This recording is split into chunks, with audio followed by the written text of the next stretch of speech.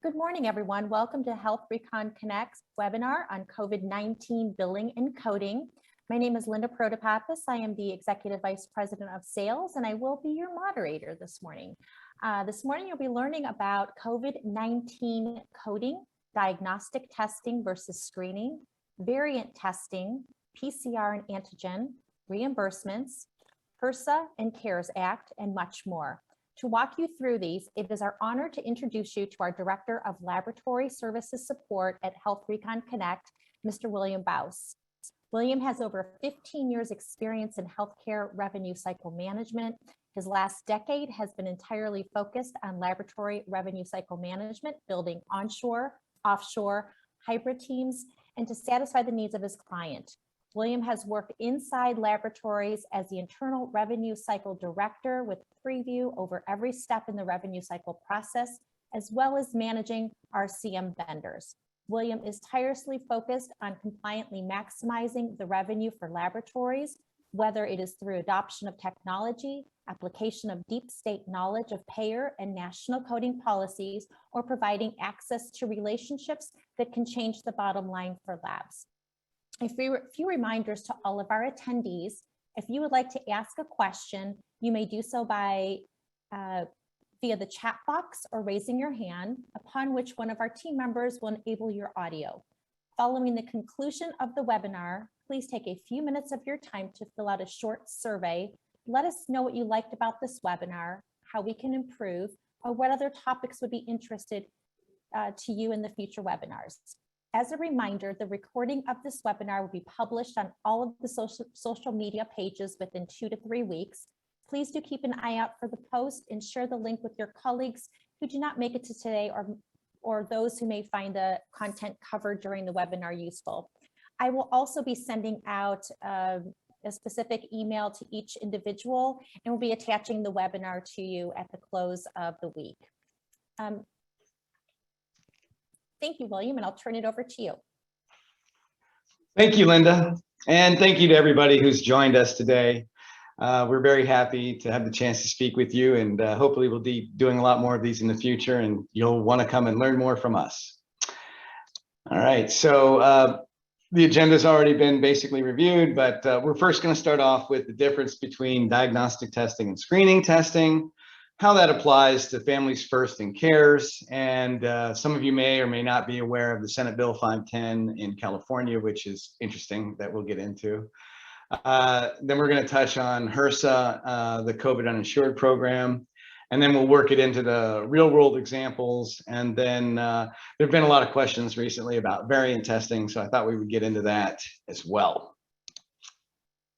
So as normal, you don't want to take any of the information that we talk about here if we, for example, provide advice related to something that might be an attorney might need to make a comment on, or a qualified certified coder might need to review in the particular context of your samples and your workflow. None of the information in what we're going to communicate today is necessarily right for you and your individual lab. You certainly want to talk to us to review that and make sure it's the right fit for exactly what you're doing in your lab. And of course, we're not going to accept any liability for what you do or you don't do based on this conversation. Definitely talk to us though, and we will be happy to customize it to what your particular lab needs are. Okay, so my favorite topic, what's the difference between diagnostic testing and screening? So I've got an FDA version of that, and then I have what most payers think of that. And once you kind of get this, it'll make sense as to why certain things are not covered by CARES Act or Families First, right? So in general, diagnostic testing, according to the FDA, is to identify a current infection with somebody who's got signs and symptoms, right? And if you were asymptomatic presenting, that you would have been exposed. Now, this is prior to even COVID happening, right? So this is how they think of infectious disease in general. Screening testing looks for individual infections in a group, even if there's no reason to suspect those individuals are infected. So that's how the FDA uses it when they kind of think about what tests are run and how they all work together. But the way a payer looks at this is, and this is very important, diagnostic testing is based on the individual and intended for the individualized diagnosis or treatment of the patient. So the thing you really need to take away from here is it's based on the patient, not an organizational need to screen somebody to have access to the resources. So that's return to work, return to school, travel, entertainment venues. So as part of being able to join the entertainment venue, if they require a COVID test, then by definition, that is not diagnostic testing. Testing everybody in the school every 7 days. That's not about the individual patient. That is related to an organizational mandate or requirement that for the attendance or access to the school utility, what do you call it? Place of service where they are, right? You cannot call that diagnostic testing. Now, if somebody did present with symptomatic conditions or with suspected exposure, well, then that is diagnostic testing. But testing everybody every 7 days, regardless of their symptoms or exposure, well, that's called screening testing. And so you can read that there. That's what that basically says. You know, it's interesting too. People have asked for what is the definition of suspected exposure, and the current one, according to the CDC, at least anyways, is that you were within 6 feet of somebody who has tested positive for COVID, and you spent greater than 15 minutes with them, mask on or off. So that's what the CDC says it is, although typically I have not seen any payer policies really defining what suspected exposure is. So then questions will arise, okay, so what are the types of disease states or symptoms that a patient would have that would indicate that there was diagnostic testing required? And it's really the same kind of information you would for any RPP panel. You know, there's a few new specific ones that they came up with for COVID, such as the loss of, I didn't want to go back yet. There we go. The loss of taste or smell. And then there's something called COVID toes and COVID fingers, where there's blue or discoloration from lack of oxygen, and then rashes as well associated with them. So there are diagnostic codes for all of these that are pretty straightforward. We can certainly help you identify the actual codes if you need help with that. Now, diagnostic testing, as far as asymptomatic patients, it's the same codes that if you've been doing COVID testing, you're probably familiar with these, but I think it is interesting to kind of look through and understand that different payers are going to have different viewpoints on them. So Medicare back in October of 2021 released a lot of guidance on diagnostic codes. In particular, they kind of mentioned, hey, Z11.52 encounter for screening for COVID is not generally appropriate during the pandemic, which is interesting in that I can't think of a better time to use that code. But I think this kind of shows some alignment with what we're going to get into when we talk about Families First and CARES Act, about them not covering screening testing or testing that isn't related for individualized treatment of a patient. Then you start connecting the dots. They're telling you don't use that code because that's not diagnostic code, right? Now, the interesting thing also, though, is HRSA doesn't have a problem with it. And so different payers will kind of treat these diagnostic codes differently. And so if you're experiencing denials with certain payers, it may in fact actually be related to them not accepting a certain diagnostic code and then not giving you appropriate denial telling you that. Of course, there's plenty of other reasons why people will try not to pay you for COVID. And we're going to actually get into that in a minute, why they're asking you for documentation and what they're looking for. All right, so screening testing, there are in fact actually diagnostic codes for that, which I think would be a very big red flag to explain to a payer that why they are not supposed to pay you, because we'll see that in a minute. But you actually have codes for return to work, return to school, participation in sports. So that's like, an entertainment venue. I would use that with that for attendance to a football game, for example. But as you can see, there are actually codes that define that this is a screening test and then not diagnostic by definition. Certainly they should be included on your requisitions, because you will have people that you're testing that are not for diagnostic purposes, and in which case it doesn't, you're not prevented as a commercial payer or anyone to pay for such testing. But certainly if they choose not to pay for screening testing, then they don't have to, and we'll see that momentarily. So Families First, CARES Act, SB 510. We're going to jump in and talk about all of these right now. So the CARES Act, as everybody clearly heard and understood and gets talked about all over the place and all the time, right? There is no cost sharing. Well, that's true. So plans and insurers must provide coverage without imposing any cost sharing. So that's all your deductibles and your co-payments. They can't say that there needs to be a pre-authorization or any other medical management thing that they could come up with to block you from paying for, and this is very specific, diagnostic testing of asymptomatic patients or symptomatic patients too. I mean, they're kind of making a point of the asymptomatic there. For the purposes of the testing is individualized diagnosis and treatment of COVID-19 for the patient. So let's take another deeper look at this. So there are FAQs, and they're actually called this. If you want to Google these, you'll find these very easily. It'll be FAQ-part-44 and 43, where you can find this information directly yourself and confirm that it in fact actually says what we're discussing. So in 44, there's FAQ, I think it's 3 or 4, answer 3 or 4. Plans or issuers are not required to provide coverage of testing, such as for public health surveillance or employment purposes. So surveillance, screening. Now, typically, surveillance actually does mean sampling the population to kind of watch either the variance progression through the population or just the prevalence of an infection throughout the population. But that's what screening is, right? So surveillance, employment, work, travel, entertainment, these are all screening where it's not related to the condition of the patient, but rather related to the condition of an organization just wanting to know, right? And health insurance doesn't pay for that.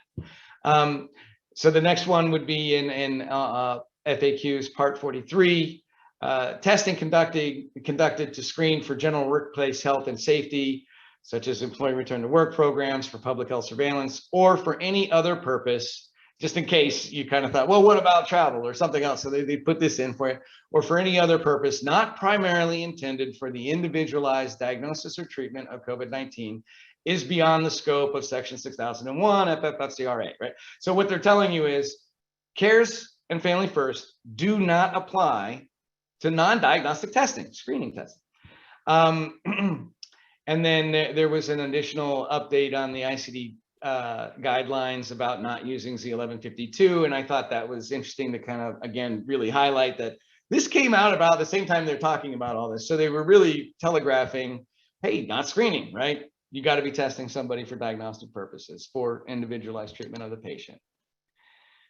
Now, in direct contradiction to all of that, California has gone off on their own and decided to say, you know what, we want coverage for everything. So, if you type in SB 510, you're going to find this Senate bill, directly on one of California's websites. Google finds it very quickly. Just type in SB 510 and you'll see all this. And it's really not even that long. I mean, I think if you printed it out, it'd probably be 4 pages, but it kind of looks like 2 pages on my screen because it's so small, right? But so first of all, what they're telling you is all COVID testing, for whatever purpose, for whatever reason, for any reason or no reason, it's covered at 100%. They don't make any distinction between that they will or will not pay, or that they're not enforcing that insurance companies pay for screening versus surveillance. We're actually going to take a look at the next screen just to give you a little preview, where just in case you had any doubt about what that meant, they go into it in a lot of detail, telling you exactly what they know screening is and what diagnostic testing is. Okay, so then what tests are covered? So, well, it's anything related to COVID testing that has, an emergency use authorization or is FDA approved. Then which payers? Well, any plans that California has jurisdiction over is my understanding of it. I would talk to a lawyer about that to make sure. Certainly there are going to be cases where somebody's in California but has insurance in another state. What's going to happen in that instance? Not really sure what California can do about a Michigan state plan of Blue Cross, for example. But certainly anybody that's got plans written in California should be beholden by this. In fact, I think somewhere in there it states it's a criminal offense not to follow this Senate bill. So they should take it pretty seriously. Network status. So whether you're in or out of network, they don't care, right? So none of this stuff about, well, you know, we're an MCO and since you're not credentialed, then we're not going to pay you, all that kind of stuff that happens right now. Nope, there's nothing there about that. So you're in network, you're out of network, you're credentialed, you're not credentialed, you're supposed to get paid. That's what it says. Services covered for COVID visits.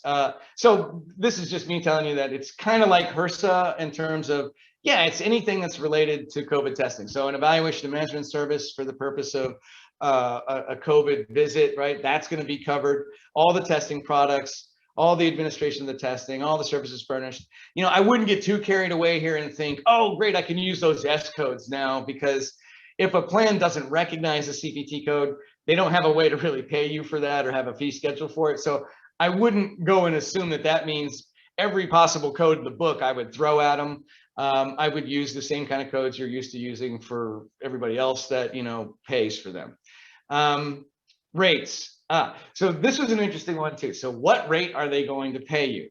It's not the same as Families First and the CARES Act, which actually states they are supposed to either negotiate with you or pay your posted rate on your website. And that's very interesting. So we worked with some folks that had, you know, a higher than a Medicare rate, for example, and well, we were able to get certain payers to pay that published rate. And, you know, they weren't making any mistakes about, well, they published a rate, but they really had a different cash rate for people that really wanted to pay cash. That rate that you post, that's your rate, regardless of who you're billing. You technically are entitled to that rate. Now, whether or not a certain payer is going to honor that or not, or you might need to whip out a lawyer on them or not, that's another story, and we can help you work through those kind of considerations. Balance billing. So of course, one of the things is whatever rate that they deem as medically or a market rate in that geographic region, that's the rate they're gonna say, and then the bill does kind of say you have to accept that and don't balance bill your patient. Balance billing being the difference between the bill charge and the allowed amount. If you charge somebody that is what balance billing is. And obviously in this context, we're not even talking about patient responsibility, right? Start date. So it's actually retroactive to when the pandemic was declared on March 4th. So that's got to be a big kick in the pants to a bunch of insurance companies because a bunch of claims are coming, which then brings up the whole concept of, you know, timely filing, right? Which certainly we're beyond at this point in 2022 for some of these claims, right? Or even 2021, right? So obviously that kind of, you can understand that there's an implied, there's something being implied here that there is no timely filing limit for COVID claims at the moment. And the other distinction is, again, this is related to the state. And of course, so HHS, you know, pops up every 3 months, which I think it's April 13th or 14th or 15th is the next re-up on the pandemic at the HHS level, which it looks like to me the governor has copied in all instances for California, but in the bill, it clearly states that it's, well, the California governor says that there's a pandemic. So there is potential that the time frame between, say, something about CARES and Family First will be different in terms of what SB 510 says in terms of the duration of when they're going to do the cost sharing. Yeah, and I didn't really expect anybody to try to read all this. I just wanted you to see that multiple times in the bill, they mention what diagnostic testing is, what screening testing is, and they kind of, go into the detail. At home, someone who doesn't have symptoms, it's pretty much anybody for any reason, right? Both of these are covered, right? And you can see that in the bill if you want to get a good list of that again. Okay, so now it's all about HRSA, the COVID uninsured program. And there's something I'd like to mention about this that seems to confuse a lot of people. Every so often I'll get this random call and everybody will be all concerned that HRSA's done and they're not paying anymore. And there's something to be said about that. And there certainly will be a time, but it is for the COVID uninsured program. It is for the duration of the pandemic, and that is written into the CARES Act, right? So there's never any need to be confused about that. HRSA, COVID uninsured, paying for your claims as a lab, that's going to continue to happen until the pandemic is over. Now, what is confusing is HRSA has a couple of programs. There's a COVID uninsured program. There's a provider relief fund or reimbursement fund or something like that, which providers can actually use to also submit claims to try to get reimbursement. But what it was mostly meant for is losses that they've incurred because of the pandemic occurring and not having operations or people to do the job or things like that. They could claim that, and that gets refunded every so often. And you'll hear something in the news about HRSA provider relief fund not being funded anymore, or the next round of funding is in another certain amount of time. That has nothing to do with your COVID uninsured program. So you can relax about that. Now, what I thought would be interesting to talk about here is the codes that HRSA will pay for.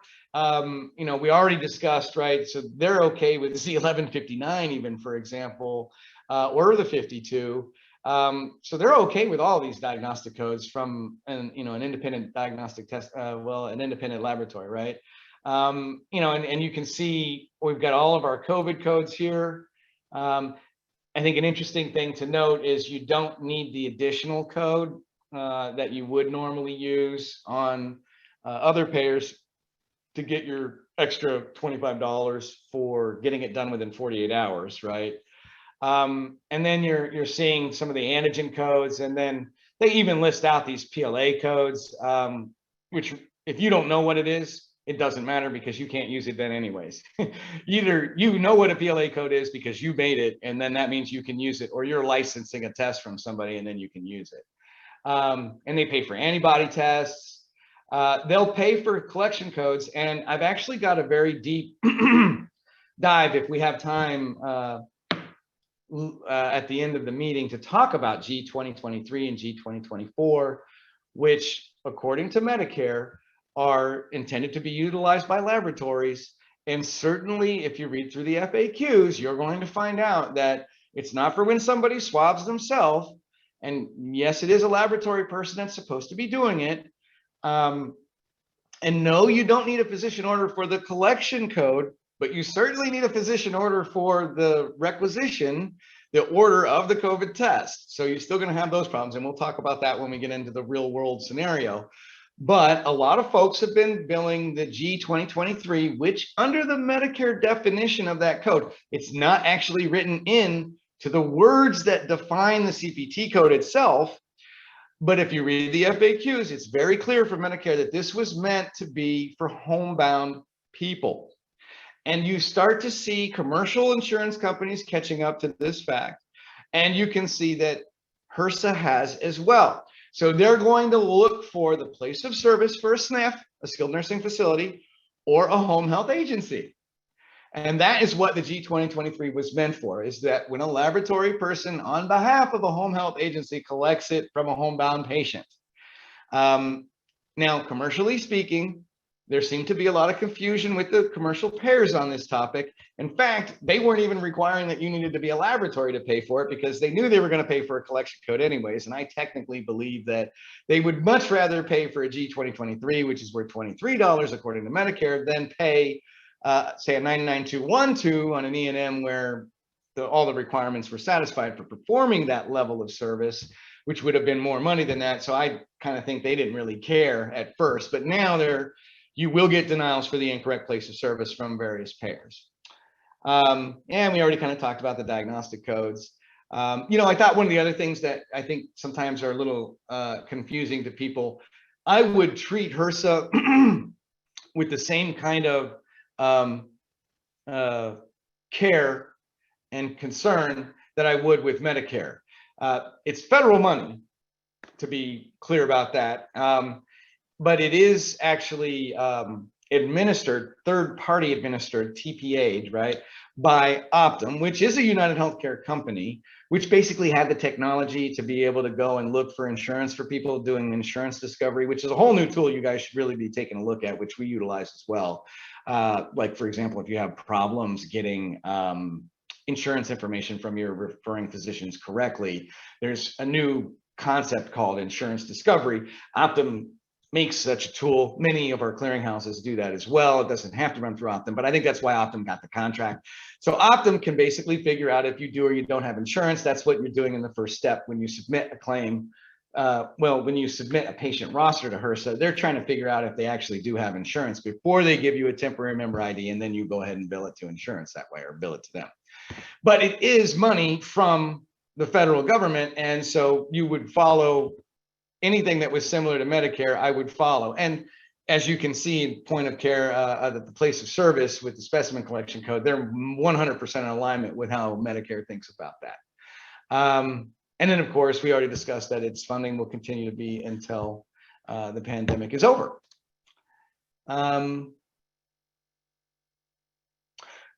Sometimes people ask what is required as the information, and I'm sure nobody's confused about, well, first name, last name, date of birth, all the normal stuff.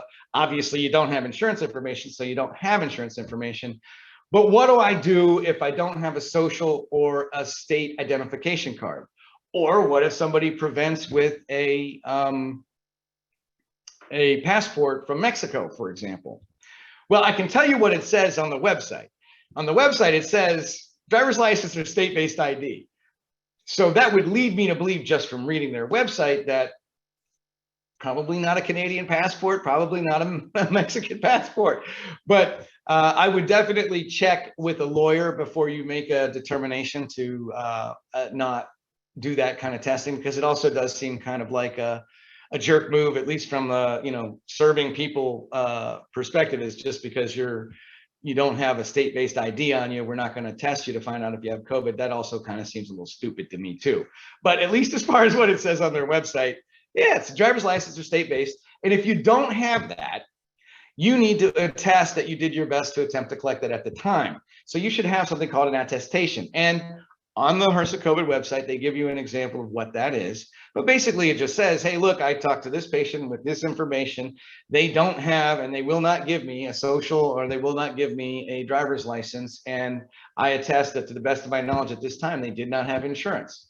And it's something to definitely pay attention to. Certainly, HRSA does not want to be paying you for people that do have insurance. And I think it's a pretty good bet that if you've been doing that, at some point, they're going to go back and audit the claims and figure out there was insurance. So they're going to ask you for the money back.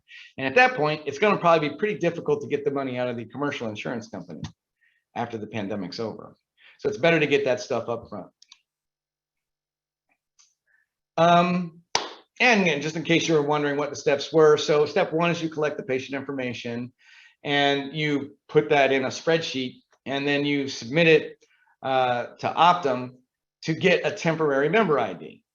So if you submit it and they give you a temporary ID back, then that's great. You've got that member ID. Now you treat it just like it was insurance.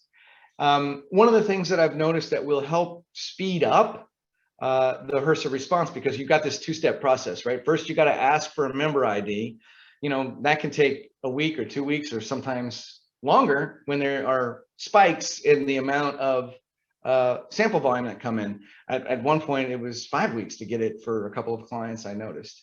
And that was during the very peak spike. But what I think was also slowing them down is they weren't splitting the file. And I would say to put two files in, one file for patients that you don't have a driver's license or social, which is much quicker for them to do an insurance discovery on, versus the files that don't. And they're going to take your file and process it all at one time. So if you actually put in the file and separate them, you're going to get a quicker response. Now, this is the kind of thing that you need to have a billing service for that is entirely focused on laboratory. We're going to get down in there and pay attention to these kind of metrics and figure out solutions to the problems, because we cannot wait 5 weeks to get a member ID and another 30 business days. At the best case scenario, it's business days too. It's not 30 calendar days. So we're, you're already looking at like 45 days right there, plus 5 weeks on top of that. And then if you're in the middle of a spike, right, it's going to be even longer. So we got to do everything we can to get it done fast. You got to look for all those ways. And the only people that can do that are people that focus on laboratory billing.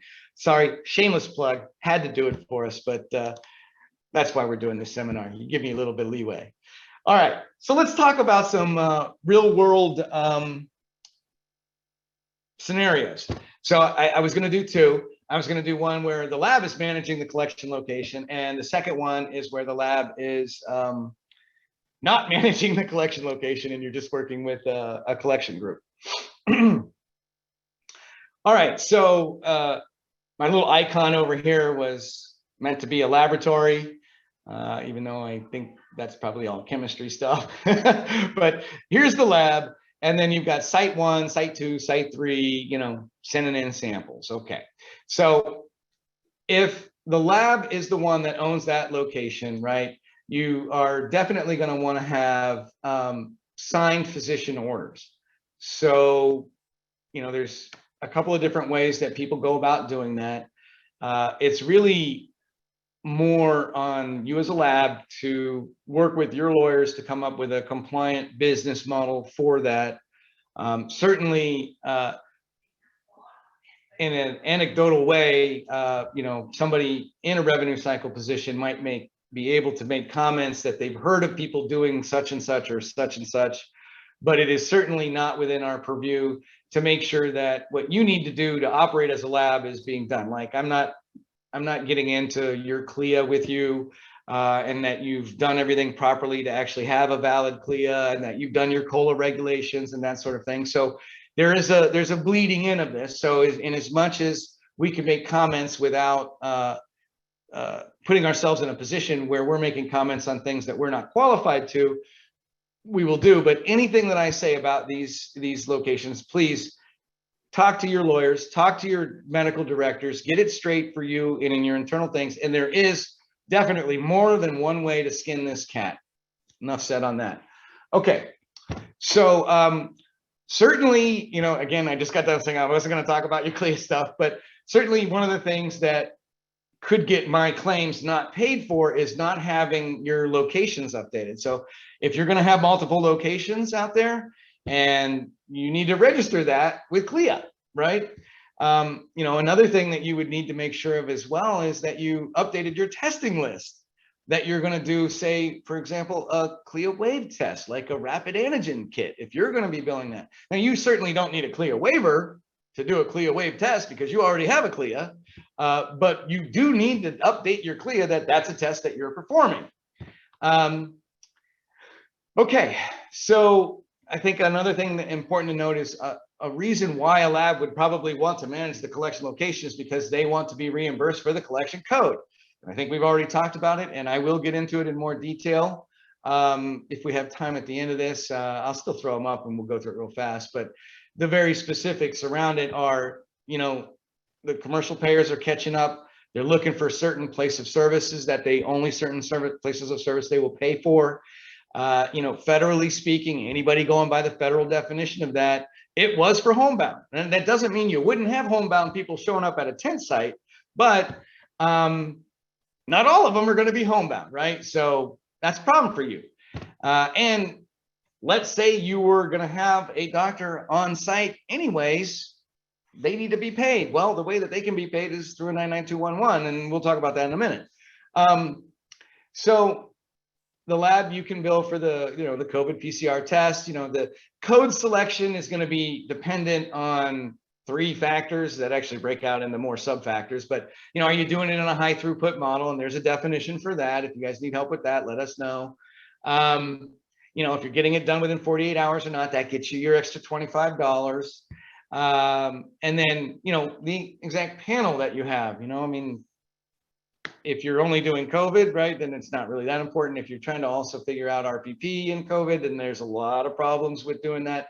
There's considerations for different codes, like, for example, COVID influenza A, B has a code, COVID influenza A and B and RSV, that's got a code. And, the CDC did say it is important to know the distinction between the COVID and the flu. So there's a lot to be said there, but certainly you'd want symptomatic diagnostic codes, not just anybody, that kind of thing going on as well. So a lab, you could build for the CLIA waived antigen. You'd have to update your locations and your testing menu, and other things to not forget about, which again, this is really nothing to do with a billing company. It's everything about a lab. But let's say you're going to run a location in another state that requires a license for you to run and process their samples. Like, let's say you happen to be in Texas and you wanted to take samples from California. This is not a revenue thing, right? But we are aware of it. But nothing about that California license goes down on a claim form. So technically speaking, your biller shouldn't even need to know this, but you do as a lab definitely need to know if you need a license to be able to receive and run and process samples. And then, yeah, obviously you shouldn't be billing for them if you're not even supposed to be receiving the sample, right? But enough said about that. Make sure you don't need a license from the state that you've got, or get that license, right? I think New York's pretty hard to get. I think California might not be so hard. And then if you're actually operating that location, you might need a permit or some kind of license from the municipality that you're in to be able to have a location that you're doing that. So what you don't want to do is just go willy-nilly out there and start setting up tents and collecting samples and not having signed orders for them. That'll get you in trouble, and it's already happened to some people. Labs not managing collection locations. So here, the lab still, you want your signed physician order, you want your symptomatic or asymptomatic diagnostic codes, right? Let's not bill insurance for surveillance and screening testing. Make sure you put arrangements in place for places that are going to give you that kind of testing, where they're going to pay you cash for that. And yeah, you may need that license if you're out of state anyways, because you're still going to be receiving the PCR sample to run and test.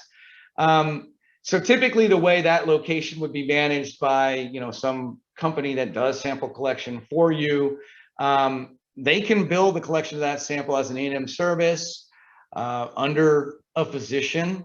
And it's already been approved by Medicare and the AMA and everybody. They're cool with using a 99211, which is an evaluation management service. You're all familiar with what an evaluation management service is, by the way. Don't let that wording kind of scare you.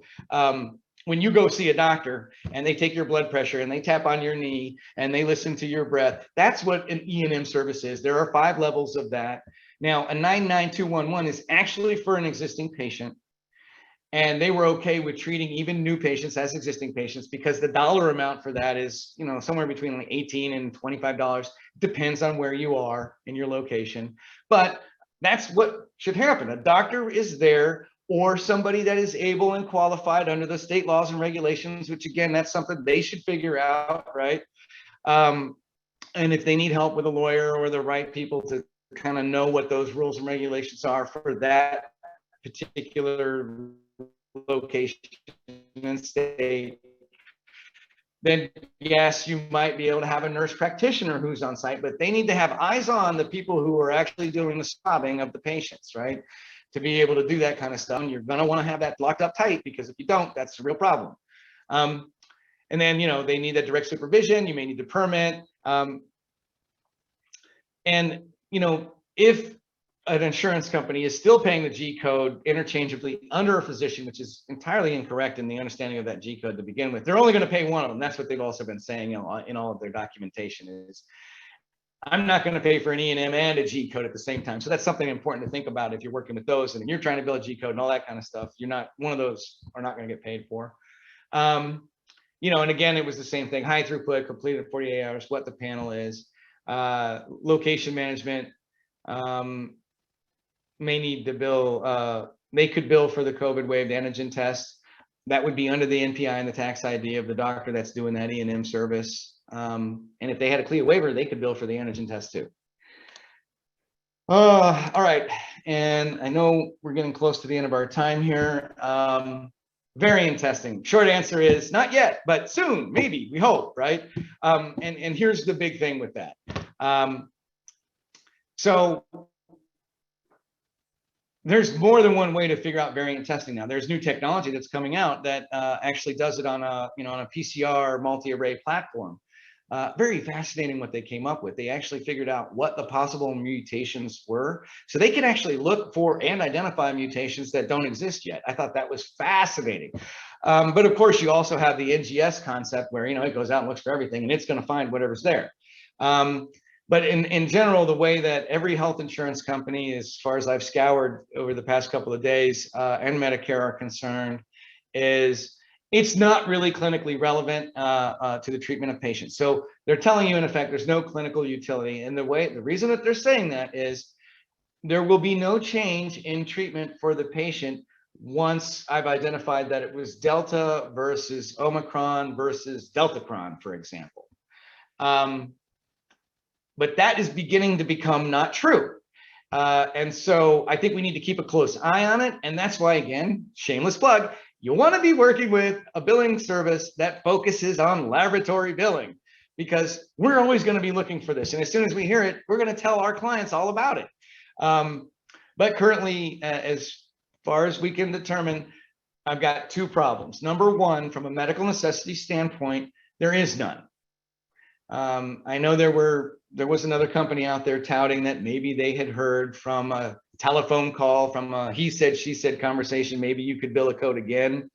I would highly recommend not doing that because of clinical utility. But again, this is where I'm not a doctor. I can't make clinical comments. I'm divulging information to you that is publicly available. And that's what the Senate says right now, is that they don't believe it's clinically relevant for the treatment of patients. If you come up with a different medical necessity for it and you want to take that down that road, that's a different story. And then the problem that you'll have then is I don't actually have an individualized code or a code that recognizes variant testing. You will also notice in the actual definition of certain codes like U0004 or 87631, which, okay, I get you, 87631 is an RPP code. COVID is also a pathogen, so just listen to me here, hear me out. It actually says in there multiple types or subtypes. So even if it does become clinically relevant, right, I'm not sure that they're going to think it's worth paying more money for, especially if the code actually already tells you that I don't care if you find a different variant compared to another variant. But I do think we need to stay attuned to this and see it in the future. I did want to make sure we had time for questions. That leaves us a little bit of time to do that. I'm assuming somebody's going to ask a question about this G2023, but let's turn it over to questions now, and I'll cite some documentation. If people want to stay later, we can stay later. William, we do have yes, a couple. If you want to look at the chat and the Q&A, I Okay. just wanted to reach out to John. I will be sending out an email, and it will have this presentation as well as the video. So you will get that probably by the end of day tomorrow. I will be sending it out to all of the attendees. So William, if you could just look at the Q&A and the chat, we do have some questions there, sir. So are we able to print? So that's you already, that was John's, right? Yeah, so you did John. Yes. We will send these out. Okay. Sending out. Okay. Can I know why you? Okay. So the question is, may I know why U0003 and G2023 are bundled when billing U000 and then 3 and U0005 and G2023 together or separate for same date of service? Well, when you say bundled together, I would be thinking you're talking about an NCCI edit, which I don't think there is one. I think if somebody is telling you that it was paid or is bundled in an existing service, they might be telling you that they don't want to pay you for a collection code. But I would suspect the reason you're not getting paid for your G2023 is probably more related to a place of service. Because as far as I know, there is no bundling of, well, see, U0003 is, number one, you got to understand the difference between U0003, and you know what? I'm just going to call them 3 and 4 from now on because I can't say 000 enough times. The 3 is the CDC method. The 4 is just your regular LTT method. So I would make sure whether or not you're using the CDC method. Also be aware that the CDC withdrew its application for an EUA for its methodology. But U0003, I guess, and my understanding was meant if you were following the CDC methodology, which since they've withdrawn their EUA, you might want to look at changing your methodology. I'm not 100% sure if that really impacts a lab. I haven't really heard anybody saying that they're not getting paid for U0003 anymore because of the EUA being withdrawn. And by the way, the CDC withdrew it not because their method was bad. They did it because they said they wanted to focus on other activities. All right, so now that we've got 3 and 4 worked out, the 3 and the 4 is for high throughput COVID testing, which has absolutely zero to do with a collection code G2023. I mean, in terms of it like being a similar thing or something. G2023 is the collection code. Now, it is a collection code that is intended for homebound. And until, well, it's been pretty recent that I've noticed denials coming from commercial payers and even HRSA on the G2023, but those denials are actually related to you not having a place of service related to a homebound location, right? Or at a SNF. So G2024 is for the SNF. G2023 was for homebound patients on behalf of a homebound health agency or home health agency. And so I would suspect that that's what your problem is. And then the U00005 was if you actually got it done within 48 hours. So the 3 and the 5 or the 4 and the 5 go together to get you your $100, right? The 3 and the 4 are worth the 75. The 5 is worth 25, and then the G2023 would have been worth an extra $23 and some cents, I believe. And you know, if you met the place of service requirement, there is no reason why you would not get paid for the 3, the 5, and the 23. You shouldn't have had any problem with that. But give it to us. Let us take a look at it, and I'll figure out what your denial was. Is it necessary to have prior authorization for COVID tests? No. Although you will get denials like that, right? And so you got to fight with people about it. And it's usually a pretty low incidence where, I mean, it's got to be a real small payer that doesn't know enough to know, or maybe a mistake that they've made. But if you've got a chance to chat back with me, can you tell me what payer it was? Because sometimes they use denials incorrectly, and there's another reason, but you start realizing when they give you that denial, they really mean something else.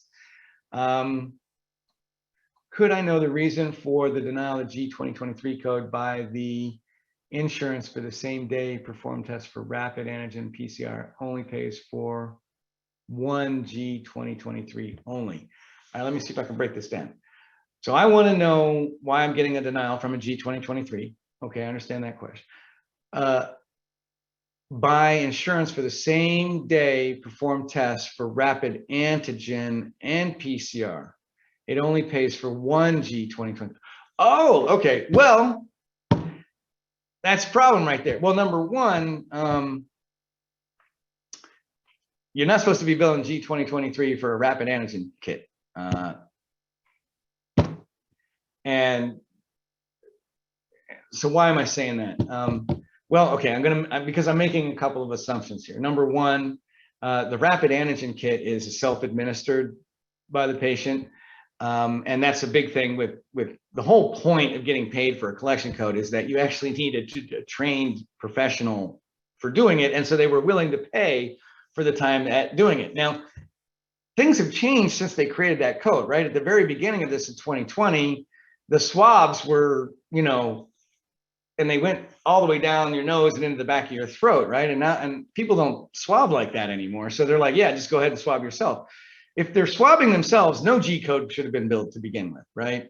And, you know, most of your rapid antigen kits are, you know, they're like that long, right? So you're just shoving it up in your nose as deep as you could go, but, you know, it's still not going up and down the back of your throat.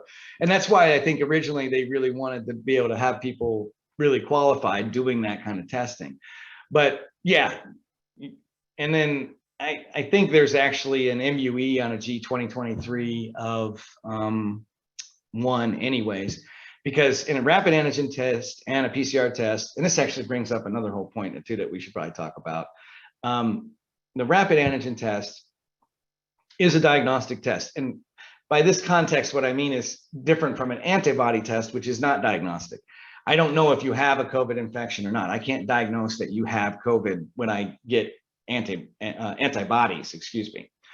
For an antigen test, I do know you have an active infection. And the same thing with PCR. I do know I have an active infection.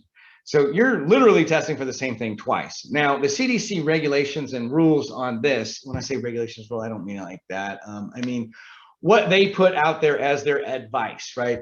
If you are positive for a rapid antigen kit, you treat the patient as positive. There is no reason to confirm that with a PCR, according to the CDC. Now, again, I am not making comments on medical necessity. I am regurgitating what has already been said and is publicly available. If you believe or have clinical evidence to the contrary and you have doctors telling you differently, that's 100% on you to do that research and be comfortable with it, okay? Now, that being said, what the CDC thinks is, man, if you're positive for a rapid antigen, there ain't no reason for you to do a PCR test. You might as well treat that patient as positive and go quarantine.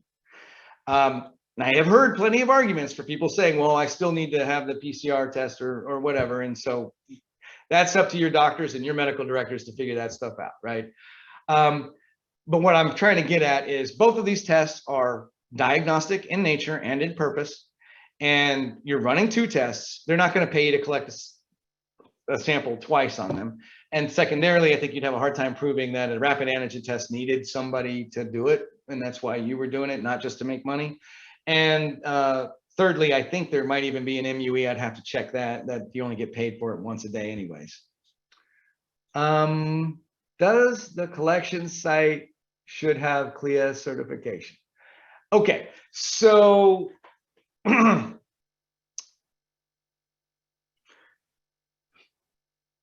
it kind of depends on what model you're talking about, right?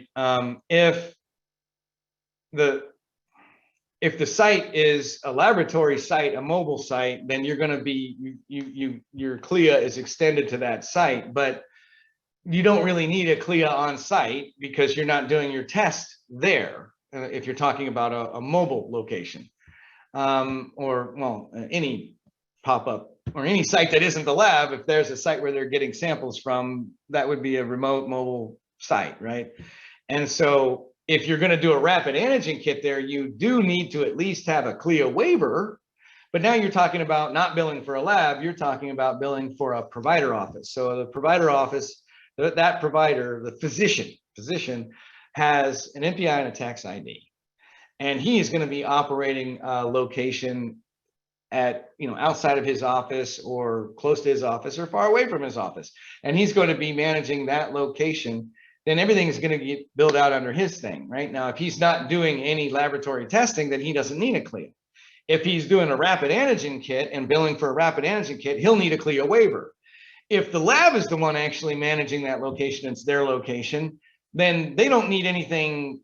They don't need a CLIA waiver to be performing a rapid antigen test on site for patients, but they can and they must update their CLIA to indicate that they do rapid antigen testing. And since they have a CLIA, they don't need a CLIA waiver because they've already got more than what a CLIA waiver is. All right. Can I know why commercial payers, Emblem Health, which patients have in EPO plans, are denied COVID claims as out-of-network claim for out-of-network provider? We do get those denials. You need to handle that with an appeal and explain that for diagnostic testing, there can be no management services required. They can't deny you for that. You've got to push back on that. And there is another little trick that we've picked up, but I'll reserve that for when you guys are engaging with me for doing your billing. Michigan, I think Michigan Medicaid says, since we are an out-of-state provider, we should have prior auth to bill claims to them. we get the same denial for COVID claims as well. Yeah, again, these guys just need to be force-fed the CARES Act because it explicitly states that there could be no other medical management problems or no prior authorization, none of that. That's all BS. So you just have to construct your appeal and say, look, here's what it is. Now, one of the things that we'll end up doing as well is we'll work with a lawyer. So there's a step before you go into litigation that's above just sending in an appeal. That is basically your appeal comes with, the legal letterhead of a lawyer saying, here is COVID. This is what CARES Act says. I need to talk to your lawyer, or we're going to do something about it, right? And unless it's a certain amount of money, you don't necessarily you're probably not going to find a lawyer that wants to really pick up that case, right? Empire Blue, my favorite blue of New York, right? Ask for prior authorizations for COVID claims.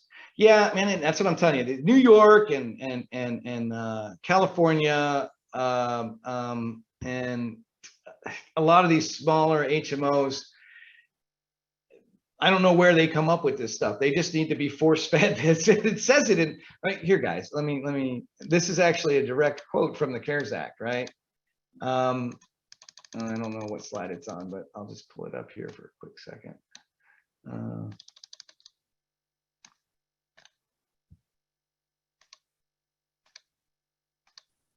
William, just to let you know, we still have 8 more questions on the Q&A too. Okay. So where is it?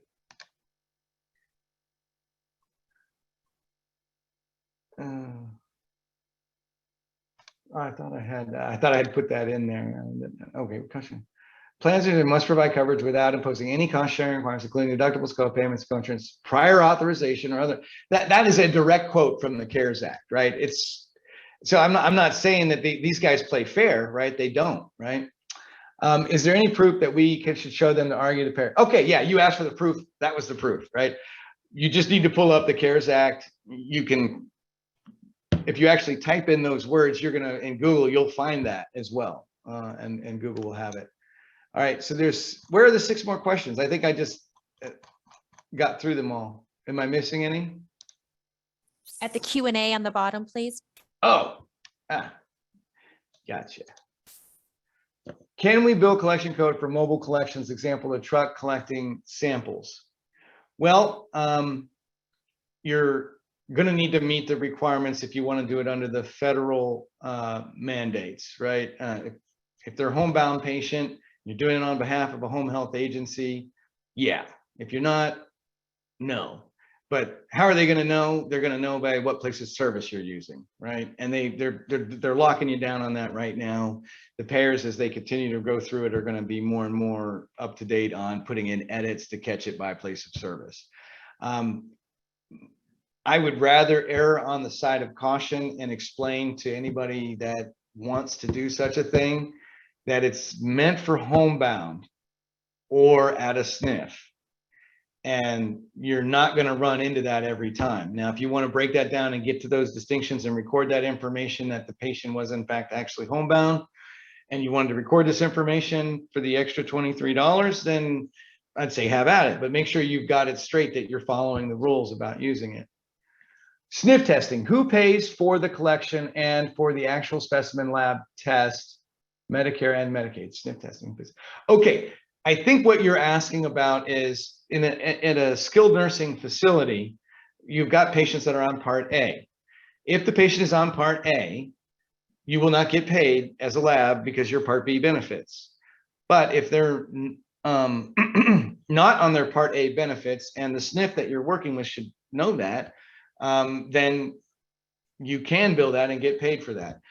So what I see a lot of labs do is they work out a process where they have a cash pay price for the SNF for their Part A patients, and you'll send in your monthly invoice to them, and then I think somehow they can go to Medicare and ask for more money back on top of their monthly stipend for the Part A benefits.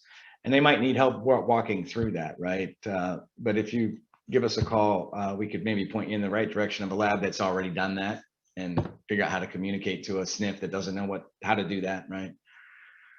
Could I know the reason for the denial by the insurance company? Okay, we already went through that one. Is there a regulatory limitation where we can't apply patient responsibility for COVID claims?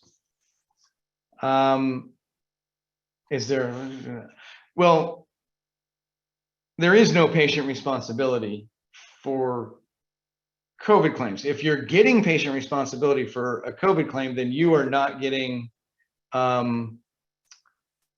then you're not getting paid properly, and you've got another problem happening. And I do know what you're talking about. Sometimes you get paid less than the billed charge, and then less than $100 from Medicare. You might get like $50 or $60 or something instead of your $100, and you're wanting to bill that to the patient. And I would think I would want to fix the problem of why the payer didn't pay me first. And it might mean you have to kind of work with a lawyer to get them to know that you're very serious about it.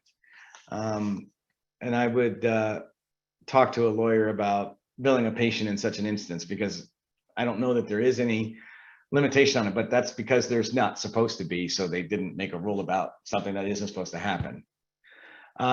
Anything on President Biden's act about over-the-counter COVID test kit? Can I know the process on how to bill by an independent laboratory? Is a referring provider doctor's order required? Are these only for antigen kits?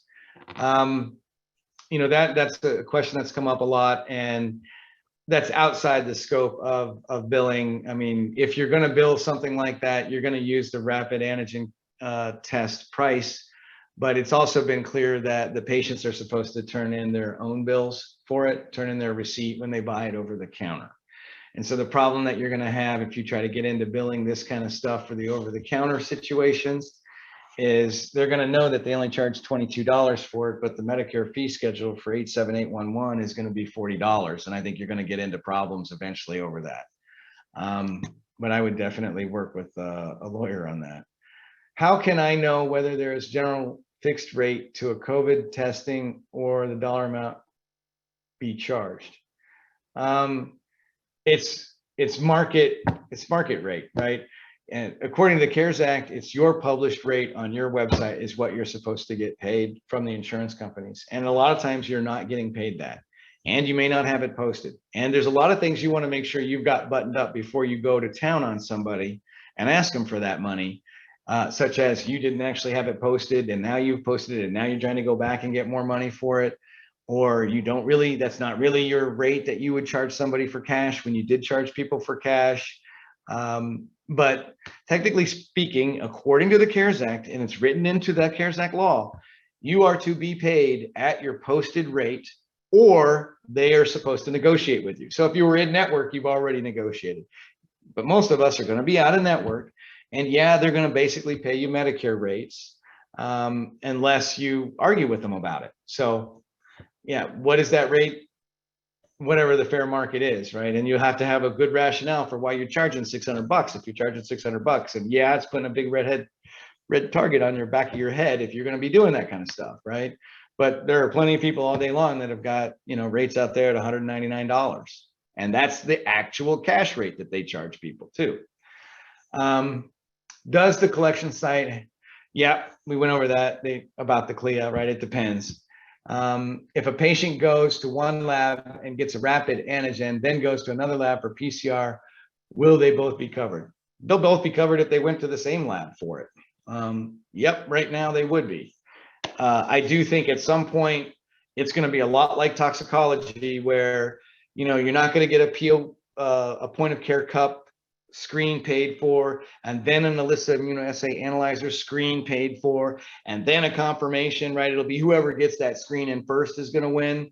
At some point, I think the payers are going to go, you know what? Antigen's diagnostic, PCR's diagnostic. Yeah, there's a whole bunch of stuff we can talk about antigen not being sensitive enough, blah, blah, blah, blah, right? But yeah, you start doing those two things on the same day, and we keep doing this after we're done with the pandemic, I think they're going to only pay for one of them.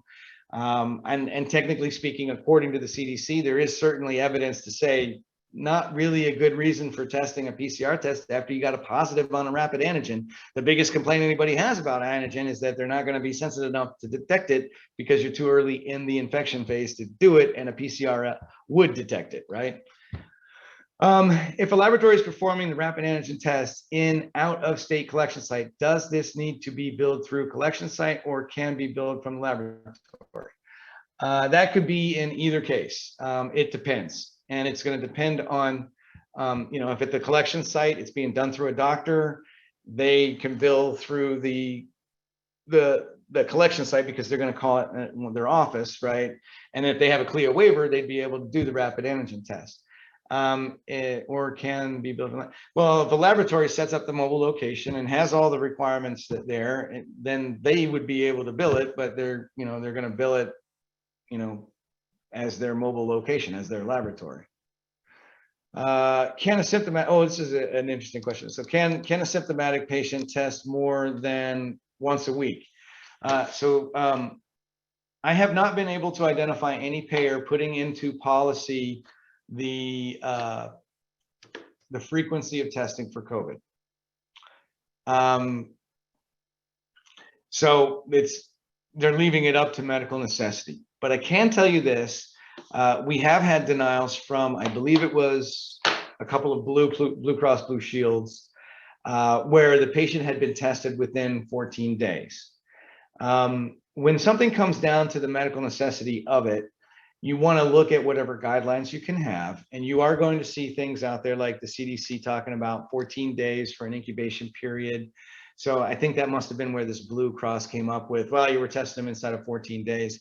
But here's the thing. If you're testing somebody for diagnostic purposes and for the treatment of the patient, I think this is why we don't see limitations on frequency, because people don't really know what to do to say it is or it isn't medically necessary, right? It may be medically necessary to test within 7 days for some reason. So they don't want to make comments on that on a broad spectrum. They're going to look at it on each different level, on each claim, right? What would have been the medical necessity for that? And to be frank with you, I also believe what they are looking for in such scenarios is what they think is surveillance testing, because that's what you're going to see is somebody testing every 14 days at an office location or at a school location.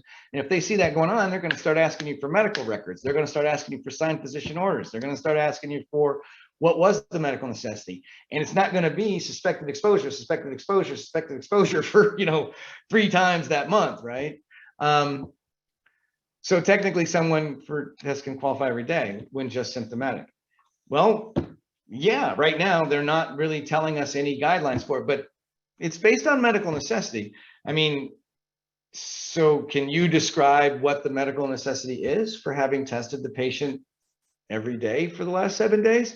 If it's just because the patient wants to know, that probably doesn't help in the treatment or the diagnosis of the patient. So if the test will help in the treatment of the patient, then it's medically necessary.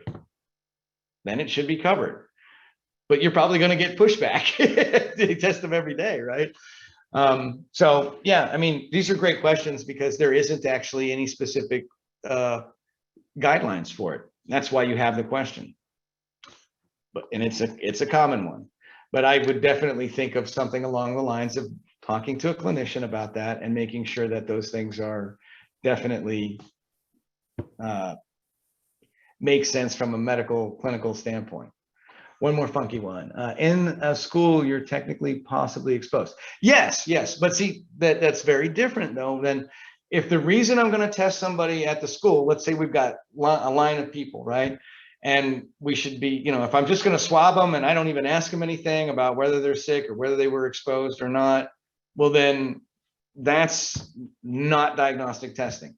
If I'm going to ask every one of them and I say, hey, have you been exposed? Do you have any symptoms? No. Okay, well, I'm still going to test you.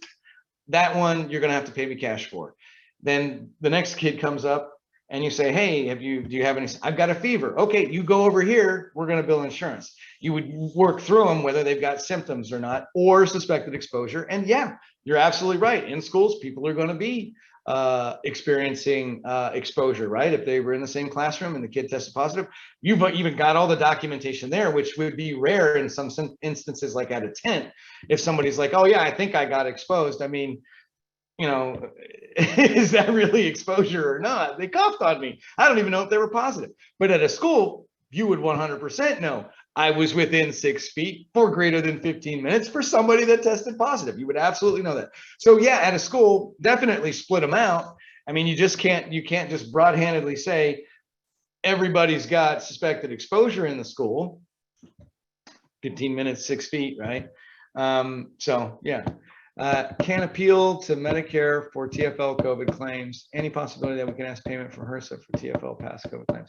Okay, so can you appeal for TFL? Certainly in California, yeah, because I mean that SB 510, you're good to go. I think you're going to have a hard time with TFL. That is a good question. I should research more because you'd think there would be some kind of consideration or extended time period for TFL. But remember, commercial payers are going to do whatever they can to not pay. Medicare, you got a year, right? Any possible? Okay, can we ask for payment from HRSA for TFL past COVID claims?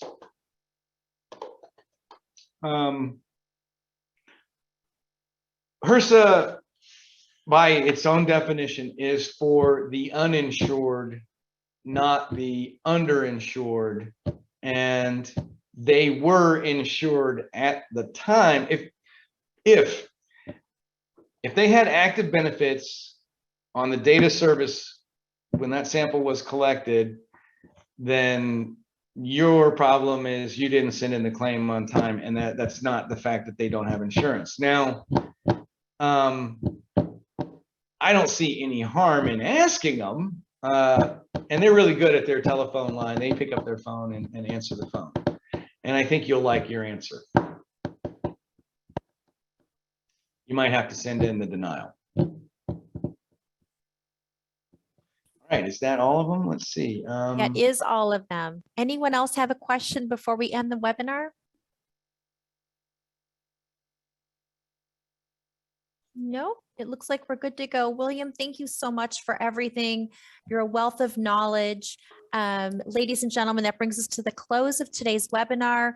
We would like to take this opportunity to thank everybody for joining us this morning and afternoon as it rolled into the afternoon here, CST.